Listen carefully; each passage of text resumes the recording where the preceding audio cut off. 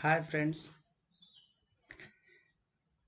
in previous video we we are learn about the research methodology, how research can be done. In previous video we are discussed about what is research and the type of research. In this video we will discuss about research process, how uh, any research can be done. The main aspect of the research are research problem. First of all, we define what is uh, why do we this type of research. So first of all, I we find the research problem, then we collect the literature of that concerned topic or the research problem, and that literature we discuss and read thoroughly what are the research doing on that problem, and we also uh, learn which type of process method are used to concerned topic. Research problem is a main finding of the whole research problem, make a base for our research, and the review of the literature define to us for the how to research is done, and what are the process earlier uh, used or not, and all the things we will discuss each and every point in detail. But in this page we only learn about how a research can be done.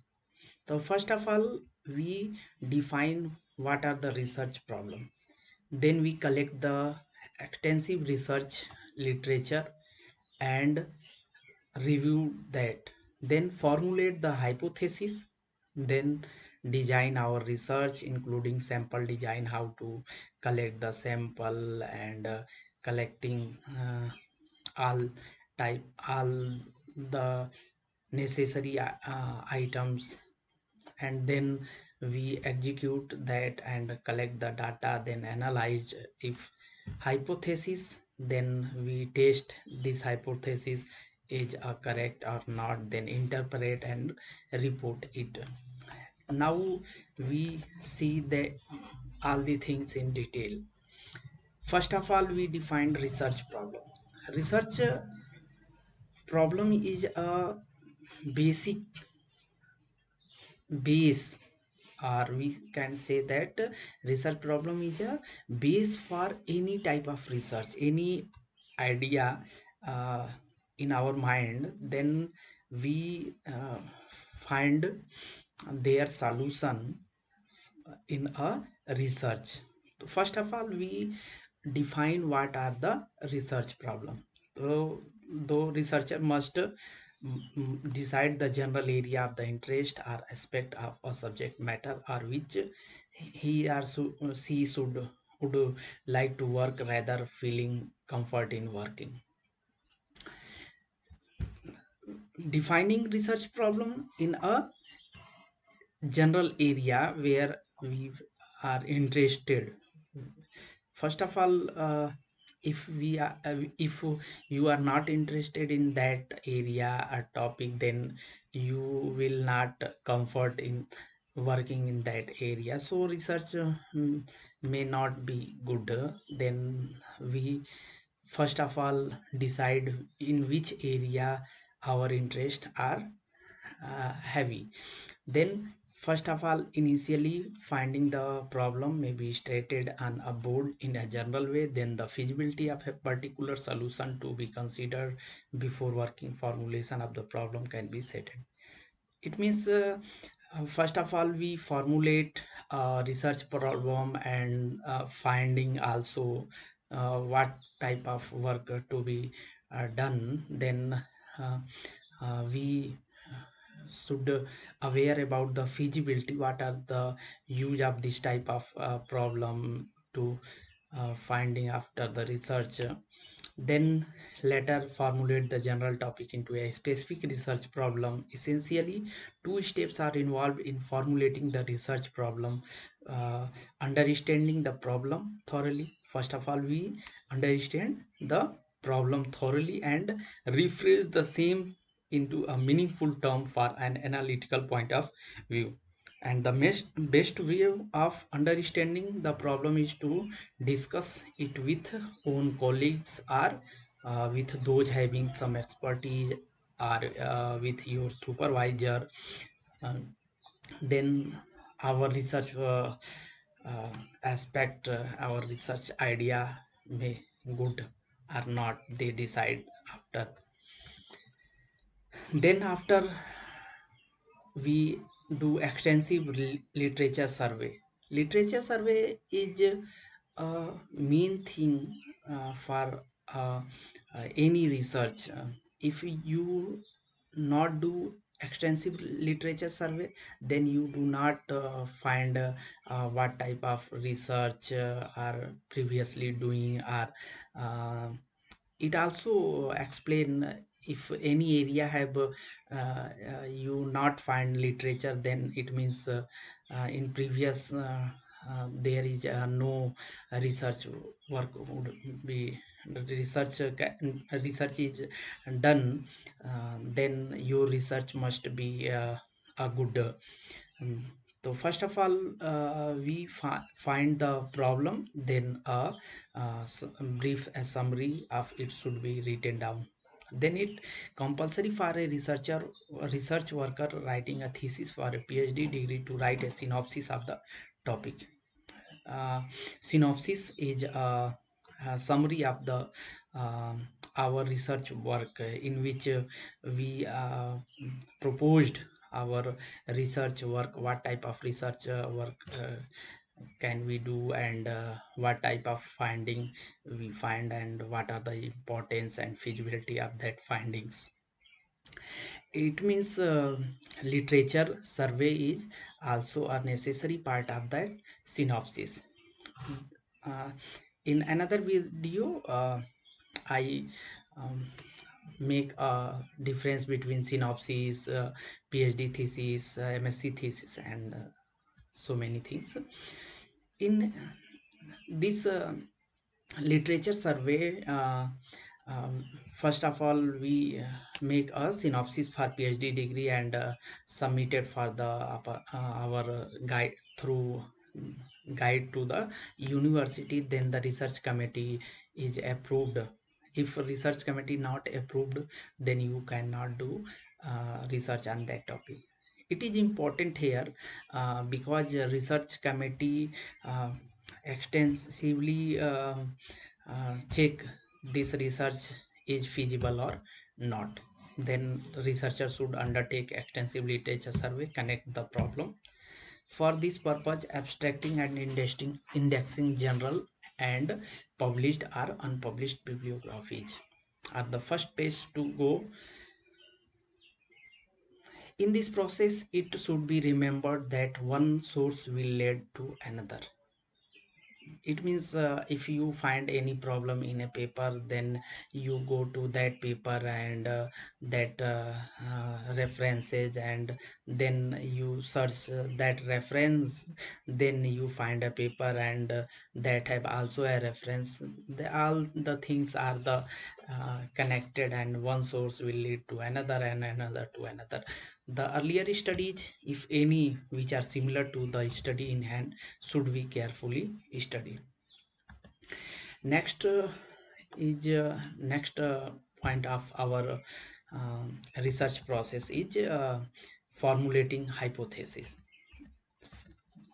After extensive literature survey, we formulate the hypothesis. Hypothesis is only a assumption what type of research should be done and what to we want to find out. After extensive survey, researchers should state in clear in the term of working hypothesis. Working hypothesis is the tentative assumption made in order to draw out and test its logical or empirical consequences. Hypothesis should be very specific and limited to the piece of research in hand because it has to be tested.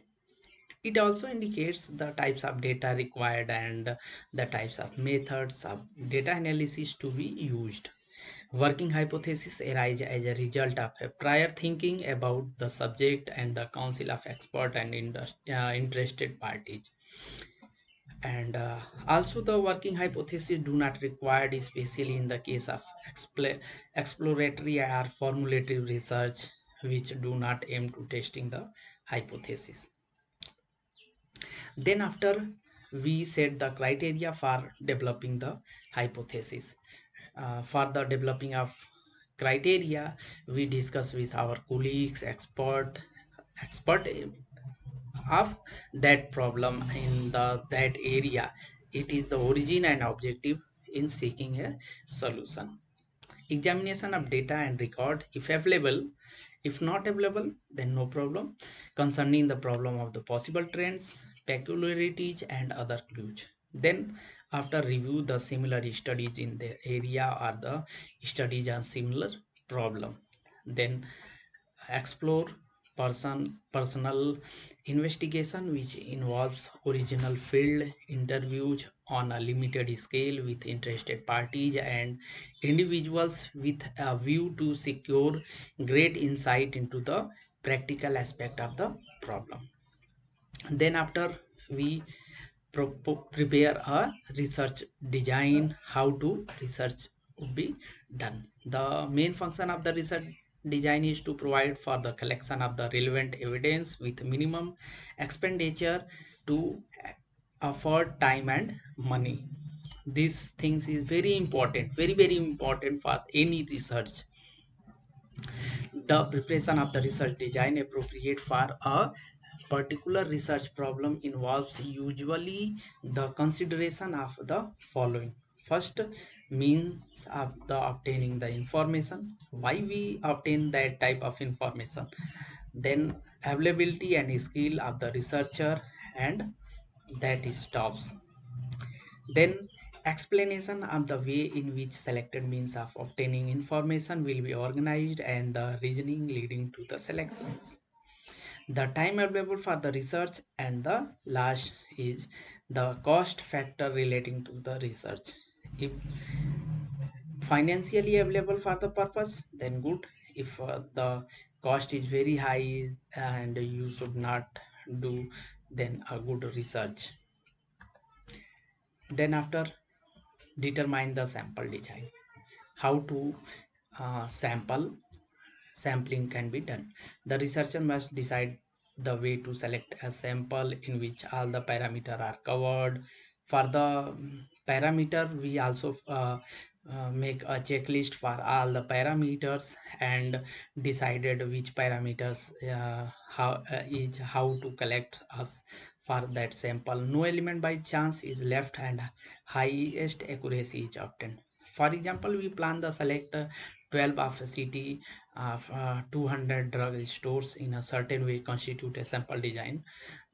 Like this, you can also make your sample design. Sample can be either probability sample or non-probability sample. Probability samples are those based on the simple random sampling, systematic sampling and stratified sampling, clusters area and sampling. However, non-probability samples are based on the convenience sampling, judgments and sampling techniques. Then after here all these sampling designs are explained in another video, how to sampling is done and what are the types of the sampling in probability sampling and non-probability sampling. All the things are explained um, in another video. Then after, how to collect the data? First of all, by the observation, by the personal interview, by telephonic interview, by mailing or questionnaires, through schedules. uh, Researchers should select one of these methods of the collecting data. You should also make used one more than one methods, also taking into consideration uh, the nature of investigation, objective of the scope of the inquiry, financial resources, available time, and the desired degree of accuracy.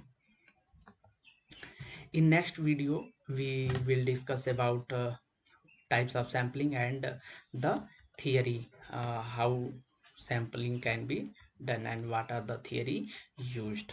Then we also use so many things. Thank you for this video, watching this video. Please subscribe our channel for receiving all the video for this. Thank you.